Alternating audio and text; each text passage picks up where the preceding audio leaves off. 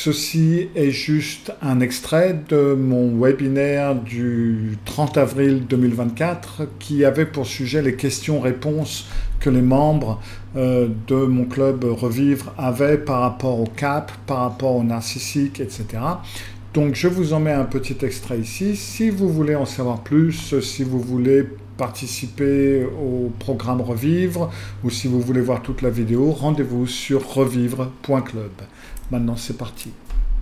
Bonsoir et bienvenue à ce nouveau webinaire, ce question-réponse, donc qui est surtout basé sur le narcissique et votre nord et comment retrouver votre nord et les questions que vous pouvez avoir par rapport au nord, qui est donc le sujet du mois, qui était le sujet du mois.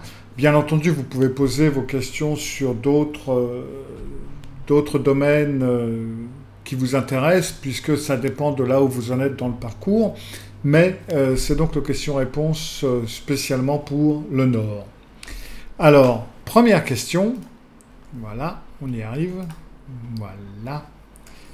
Je voudrais dire que mon vrai nord, c'est vivre ma vie. Alors, je le lis pour les gens qui écoutent le webinaire plutôt que de le voir. Je voudrais dire que mon vrai nord, c'est vivre ma vie et me battre pour mon droit de prendre mes propres décisions et mes propres choix, loin de l'influence de mon narcissique dans ma vie. Cependant, j'ai du mal avec mon amour-propre à cause de mon narcissique. Et en tant que tel, je n'agis pas toujours comme ma plus grande fan, malgré mon désir de l'être. Comment puis-je apprendre à m'encourager avec plus de force? Alors déjà, je pense que la première chose à faire, et la première chose la plus importante, c'est de changer cette idée d'amour-propre en autocompassion, ou compassion sur soi-même, ou de la compassion. Parce que l'amour-propre, c'est relativement plat. L'amour-propre, ça ne veut pas dire grand-chose, c'est un petit peu de fierté, c'est quelque chose un petit peu dans ce genre-là, que l'autocompassion, ça donne quand même, c'est quand même quelque chose de plus entier. C'est aussi une forme d'acceptation, comme on a vu dans les mois précédents. Et c'est aussi être gentil envers soi-même, être bon envers soi-même et se pardonner soi-même. C'est être présent avec vous et avec les choses au moment où elles arrivent, en fin de compte. Et donc, déjà là, le fait d'avoir de l'autocompassion, je dirais que c'est plus important que de s'inquiéter de son amour-propre. Après, le fait d'être son plus grand fan, entre guillemets, bon, quand on est dans une relation narcissique, quelle qu'elle soit, de toute façon, on est invalidé. Quand vous êtes dans une relation narcissique, vous êtes rien, vous êtes nul, nul et non avenu, vous n'existez pas. Et donc, partir d'être invalidé et d'être rien pour aller à être son plus grand fan, personnellement, moi, je trouve que c'est un sacré grand pas. C'est tellement un grand pas, c'est quasi à l'opposé. Il y a de fortes chances pour que ce soit promis à l'échec. Et donc, dans ce cas-là, vous mettez la barre tellement haute que vous avez de grands risques d'échouer. Et dans ce cas-là, de vous sentir totalement détruit. Et puis, du coup, donner raison à votre narcissique et retomber dans le « ah ben, en fin de compte, je suis vraiment nul ». Donc, c'est pour ça que je pense qu'il est plus important de penser à le faire pour vous-même. Je vais faire ceci, je vais faire cela, je vais essayer, je vais faire de mon mieux pour faire ceci ou cela. Si ça marche, c'est bien. Si ça marche pas, tant pis. Souvenez-vous que le narcissique vous a ridiculisé pour beaucoup de choses, dans beaucoup de domaines, des fois même devant les autres. Et rien que le fait de faire quelque chose pour vous, c'est déjà beaucoup. C'est déjà contrer l'apathie, c'est déjà vous mettre en action par rapport à la passivité dans laquelle vous avez été dans la relation. Donc, rien que le fait d'avoir agi et de faire quelque chose pour vous, même si ça a raté, en quelque sorte, c'est déjà beaucoup. Donc déjà, une fois que vous l'avez fait, vous pouvez être fier, vous pouvez être contente, parce que c'est déjà beaucoup. Et donc, ça, c'est plus facile à faire si d'un côté, vous ne pensez pas être votre plus grand fan et à avoir beaucoup d'amour-propre. Il faut marcher avant de courir. Et donc, je pense que vous devriez y aller plus doucement, prendre un pas à la fois, et puis attendre avant de devenir votre plus grand fan, et attendre un petit peu avant de parler d'amour-propre. Et surtout, l'autocompassion plutôt que l'amour-propre, parce que je trouve que ça englobe plus de choses et ça vous permet de vous accepter en tant qu'être humain. J'espère que ça vous a aidé. Ensuite, deuxième question, alors qui est un petit peu spéciale. Juste pour changer un peu les choses, voici une question à choix multiples. Quel est le vrai nord du narcissique? A. Faire tomber les autres. B. Avoir toujours raison. C. Le chaos. D. Toutes les réponses ci-dessus. Et E. Aucune de ces réponses. Alors, je vous laisse quelques secondes pour y penser. Alors, je pense que beaucoup diront, bon, bah, c'est toutes les réponses ci-dessus, parce que, ça en inclut beaucoup. Et c'est un fait que, d'un certain côté, je dirais, ça inclut un petit peu toutes ces réponses, mais personnellement, je dirais que c'est plutôt le pouvoir, la domination, le contrôle total du narratif et le contrôle total de la réalité. Pour le narcissique, il n'existe rien en dehors du narcissique, il n'existe rien en dehors d'eux, tout existe seulement pour eux et pour leur cause. C'est-à-dire que le monde tourne autour du narcissique, enfin dans son monde à lui, hein, bien entendu. C'est un petit peu comme s'ils ont une maison magique ou un hôtel ou ce que vous voulez, il leur suffit de claquer des doigts et boum, les choses arrivent comme ils en ont besoin, un petit peu comme quand vous ouvrez le robinet pour avoir de l'eau. Bon, bah, vous ouvrez le robinet, vous avez de l'eau, vous ouvrez le robinet d'eau froide, c'est de l'eau froide, le robinet d'eau chaude, c'est de l'eau chaude. Et ben le narcissique vous utilise comme vous utilisez un robinet, en quelque sorte. Pour lui, c'est logique que les choses soient là et qu'elles soient là pour eux. Mais au lieu d'être un robinet, c'est vous et c'est le monde environnant. Parce que tout ça, c'est au service du narcissique. Donc je dirais que c'est le pouvoir, la domination et le contrôle total, le contrôle du narratif, le contrôle de la réalité. Et donc pour ce faire, il va faire tomber les autres, il va vouloir toujours avoir raison, et le chaos, etc. Donc tout ça, ça va être, excusez-moi, d'après moi, des moyens d'obtenir ou d'arriver à leur fin, mais ce n'est pas leur vrai nord, mais ça va être un des moyens pour y arriver. C'est pas mal du tout.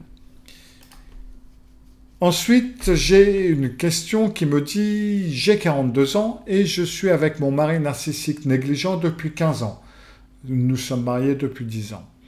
Une grande partie de ce temps a été très déroutante pour essayer de comprendre ce qui se passe.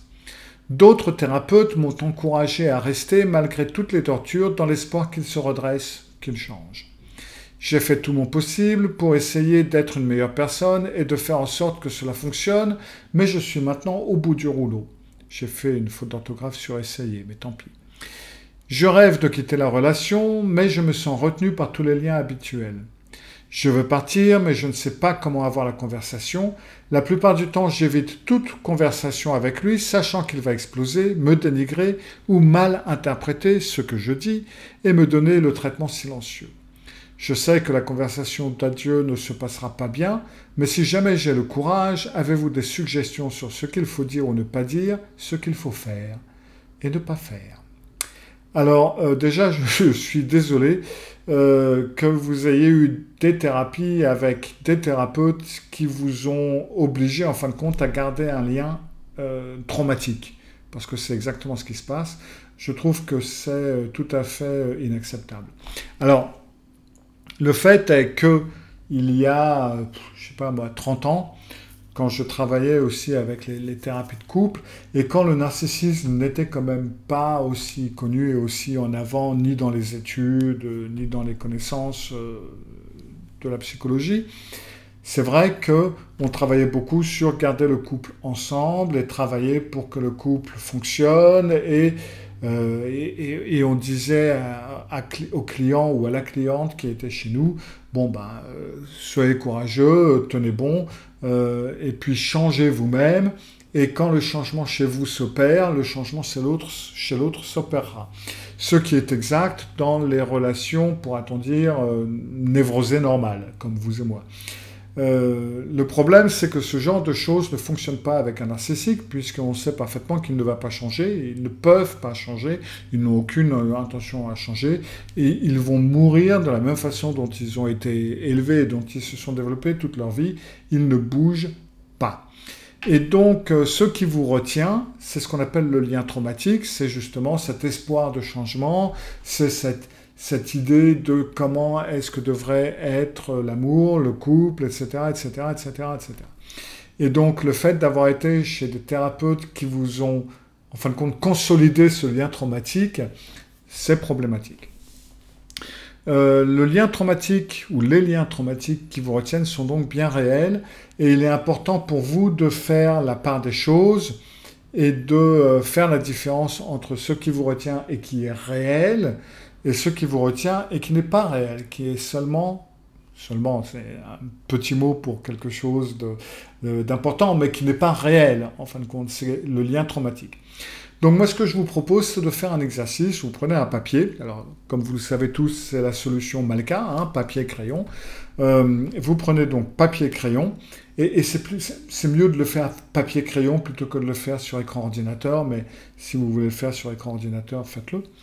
Et vous faites 2 colonnes sur votre feuille de papier. Et sur la colonne de gauche, vous mettez les choses réelles. Et sur l'autre, vous mettez les choses qui sont plutôt liées au lien traumatique. C'est-à-dire que la colonne de gauche, ça va être les choses réelles. Ça va être le prêt immobilier, ça va être les comptes bancaires, ça va être les enfants, ça va être les finances, ça va être diverses choses qui sont extrêmement réelles. Et dans l'autre colonne, ça va être des trucs du genre, je me sens coupable, je suis toute seule, j'ai peur de l'inconnu, enfin bref. Et ça va vous permettre de voir quelles sont les choses réelles et quels sont les liens traumatiques, quelles sont les choses qui ne sont pas réelles, mais qui ne sont que des liens traumatiques. Et si vous y réfléchissez, si vous réfléchissez à ces liens traumatiques, vous savez que vous irez bien, parce que si vous y réfléchissez, vous êtes vous-même en ce moment dans un lien traumatique et vous survivez, vous surmontez ces circonstances difficiles. Donc vous allez pouvoir surmonter ces problèmes spécifiques qui ne sont pas des vrais problèmes, mais qui sont des problèmes traumatiques et que vous pouvez régler psychologiquement parlant, tout comme vous, en ce moment, survivez la relation, vous pouvez parfaitement survivre la rupture du lien traumatique. Et ça va vous permettre de vous concentrer sur les problèmes réels, donc sur cette colonne des problèmes réels, de voir que faire, comment faire, etc. Alors ça, c'est important parce qu'une fois que vous avez vu les problèmes réels, ça va être à vous d'agir pour voir comment vous allez gérer les choses, trouver un endroit où habiter, chez de la famille, une sœur, une amie ou ce que vous voulez. C'est pareil, moi quand j'ai quitté ma femme, la première chose que ma troisième femme, qui est relativement narcissique, ça a été de faire mon propre compte en banque, parce que c'était elle qui gérait les comptes en banque, c'est elle qui gérait toute l'économie et qui, en fin de compte, savait à quoi je dépensais le moindre sou. Donc, vous faites votre propre compte en banque, votre propre carte bleue, etc. Après, vous voyez comment organiser les différentes choses où vous allez habiter, comment vous pouvez faire tout ça. Et donc, vous avez la colonne des choses réelles, ça vous l'avez géré, vous l'avez installé, vous avez même déjà agi, éventuellement, vous avez déjà trouvé un endroit où vivre, etc. L'autre côté, le lien traumatique, culpabilité, blablabla, etc. Tout ça, vous pouvez éventuellement en parler avec un psy.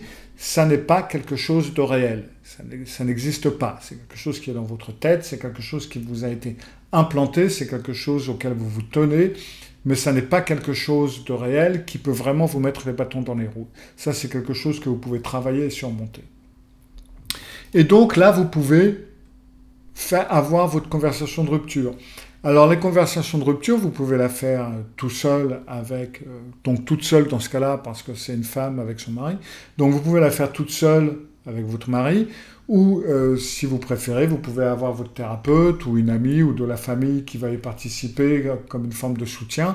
Ça dépend des situations, ça dépend de beaucoup de choses. Et tant que vous n'êtes pas en danger physique, tant que ce mari n'est pas une personne violente, parce que là, dans ce cas-là, c'est une autre forme de discussion, tout est en ordre si vous avez votre propre carte de crédit et tout ça est prêt, etc. Alors, dans toute discussion, et ça j'en parle également dans mes programmes d'assertivité, dans toute conversation, toute conversation de critique ou toute conversation de rupture, le cas échéant, il faut la faire courte et concise. Ne vous étalez pas et ne passez pas des heures et des heures là-dessus, parce que vous allez vous embrouiller, vous allez vous emmêler, ça va donner l'impression que vous n'êtes pas sûr de vous, ça va ouvrir des possibilités de discussion, de contre-arguments, etc. Donc, aussi courte que possible. Tout dépend de comment la chose se passe, mais j'imagine que une telle conversation pourrait être tout simplement, écoute, je ne suis pas heureuse avec toi, ou je ne suis plus heureuse avec toi, je ne suis pas satisfaite, ou je ne suis plus satisfaite, je n'évolue pas, ou je n'évolue plus, et arrivé à ce point, je préfère que nos chemins se séparent. Et rien d'autre que ça. En fin de compte, il est question de quelques phrases. Hein. Je ne suis pas heureuse, je ne suis pas satisfaite, j'évolue pas, et je suis arrivé à un point dans ma vie où je préfère que nos chemins se séparent. Alors, la réaction, ça va être des cris, ça va être des insultes, ça va être des dénigrements, ça va être un rejet, ça va être...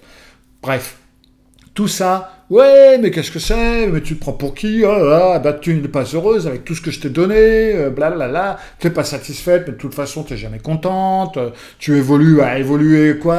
On n'a jamais vu une limace évoluer, nos schémas se séparent, mais tu vas aller où? Tu ne sais rien faire, etc., etc., etc. Vous laissez passer l'orage, et puis après, vous pouvez lui dire, bon ben écoute, c'est ce que je vais faire, je vais partir, j'ai trouvé un appartement, ou je vais aller habiter chez ma sœur, je vais habiter chez une amie, enfin bref, votre plan, qui est donc prêt avant de partir. Donc là, vous allez passer à la deuxième phase de la colère. Ah, mais en plus, t'avais tout prévu, putain, t'es vachement, etc., etc. Laissez passer le truc, vous savez, blablabla. Et puis après, vous pouvez partir. Encore une fois, on part du principe que vous n'êtes pas en danger physique, parce que dans ce cas-là, c'est une autre discussion. Mais en règle générale, ça va se passer comme ça. Et c'est pour ça que je vous dis, soyez concise, pas trop, juste quelques phrases. De toute façon, il vous en laissera pas dire plus.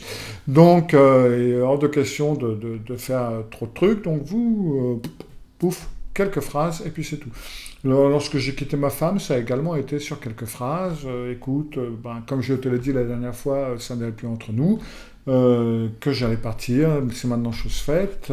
Après-demain, je déménage à un autre endroit, je déménage à la rue Sarah. Ne t'inquiète pas, je te laisse tout, je ne veux que mon ordinateur ait quelques trucs, et même si tu veux pas que je les prenne, je te les laisse.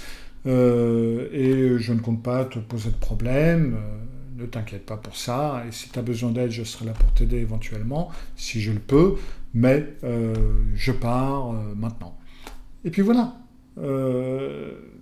Donc, gardez-le relativement court et concis, prenez les 2 ou 3 insultes qui vont venir, parce qu'elles vont venir, soyez-y préparés. De toute façon, vous y êtes sûrement, parce que ça vous est arrivé auparavant. Et puis voilà.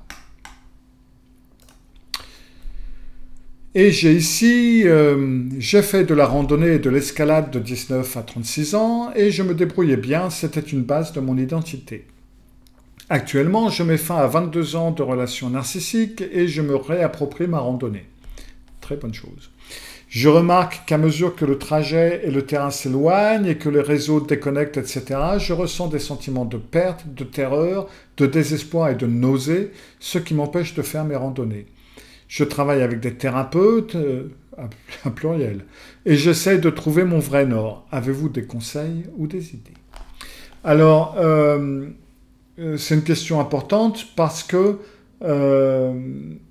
en fin de compte, là, on a une personne qui est séparée du plus gros stress de sa vie, donc le conjoint narcissique, et qui tout d'un coup est surprise d'être submergée par le stress, par l'angoisse et par différentes réactions traumatiques. Alors, je dois dire que je me suis posé quelques questions. Je me suis dit, est-ce que ça... Alors, ça peut être... peut-être parce qu'elle a perdu l'habitude, bien entendu, mais ça peut être aussi parce que une fois qu'elle a eu l'habitude, elle a été dans une relation narcissique pendant 22 ans, et donc ça veut dire que quand on est en relation avec un narcissique, généralement, ils veulent savoir où vous êtes, quand vous êtes, à quel endroit, ce que vous faites, à qui vous parlez, etc., etc. Donc, est-ce que c'est parce que si elle avait été avec le narcissique et hors de portée, par exemple sans réseau, dans une escalade, eh ben, lui, il aurait flippé, il se met en colère, et pourquoi t'as pas répondu, etc., etc., etc. Donc ça, c'est une des possibilités qui fait qu'elle ressent ce genre de choses en ce moment-là. Une autre possibilité, c'est en fin de compte la paix qu'elle ressent, et ce silence, et cette solitude. Parce que dans toute relation narcissique, il y a une indoctrination complète que vous ne pouvez pas vivre sans eux, sans lui, sans elle, ce que vous voulez. On est totalement incompétent pour vivre sans eux, on n'est pas suffisamment intelligent pour faire les courses, on ne sait même pas quoi dire au technicien qui vient réparer le câble, mais tu lui as pas demandé ça, mais pourquoi tu lui as pas dit ça, mais regarde ce qu'il a fait comme travail, mais tu vois pas que c'est un boulot totalement salopé, pourquoi t'as rien dit, etc., etc. Vous êtes totalement incompétent, peu importe de quoi il s'agit, et peu importe si le narcissique en question est un parent ou est un conjoint.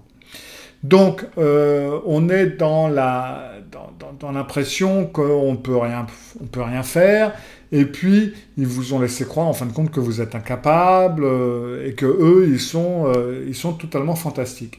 Donc c'est un fait que, donc après un certain temps de cette indoctrination, eh ben, il est un petit peu normal que tout d'un coup vous vous dites mais est-ce que je suis vraiment capable de faire ou de refaire ce que j'aimais faire.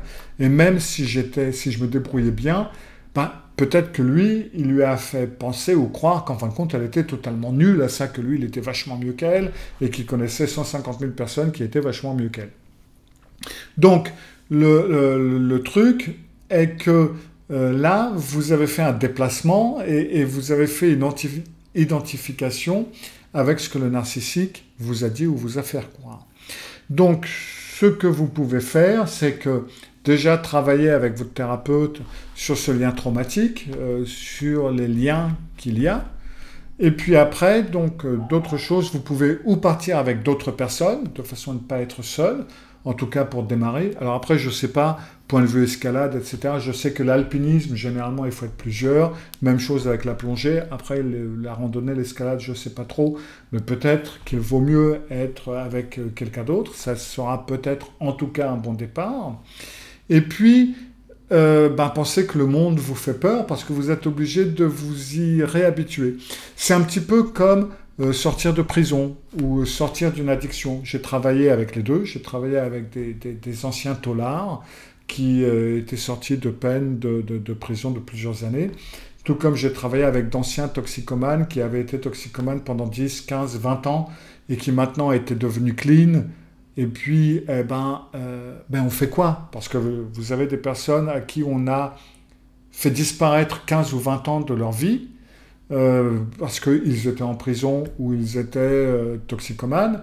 Et tout d'un coup, là, si vous y réfléchissez, il y a 20 ans, donc en 2004, les choses étaient vachement différentes. Hein. C'est tout juste si les smartphones n'étaient même pas inventés à cette période. Hein. On était toujours au téléphone, pic. Donc c'est juste pour vous dire combien de choses il peut se passer dans cette période.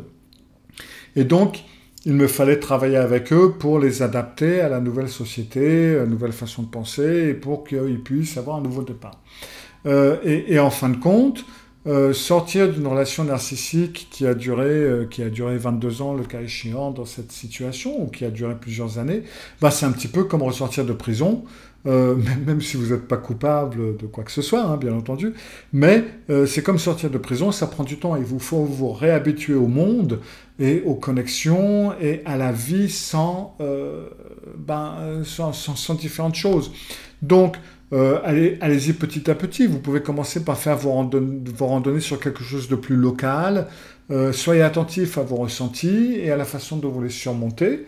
Et puis une fois que vous avez surmonté une petite escalade, parfait, soyez contente de vous, un petit peu comme je viens d'en parler avec l'amour-propre. Soyez contente de vous, allez-y mollo et rentrez chez vous. Et ça, c'est une victoire.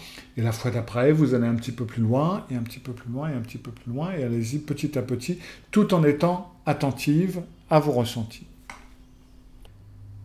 Il semble que les types de personnalités narcissiques, me dit la prochaine question, soient attirés par des styles de personnalité plus confiants, vifs, indépendants et énergiques. Est-ce que je me trompe ? Est-ce que le narcissique ne veut pas s'occuper d'une autre personne et se dit qu'une personne indépendante et intelligente se suffit à elle-même et ne l'alourdira pas ? Ou sont-ils en compétition avec l'autre? Est-ce que ces personnes sont de meilleures sources d'approvisionnement? Est-ce que le narcissique veut posséder la source d'approvisionnement ou choisit-il des types plus faciles à contrôler?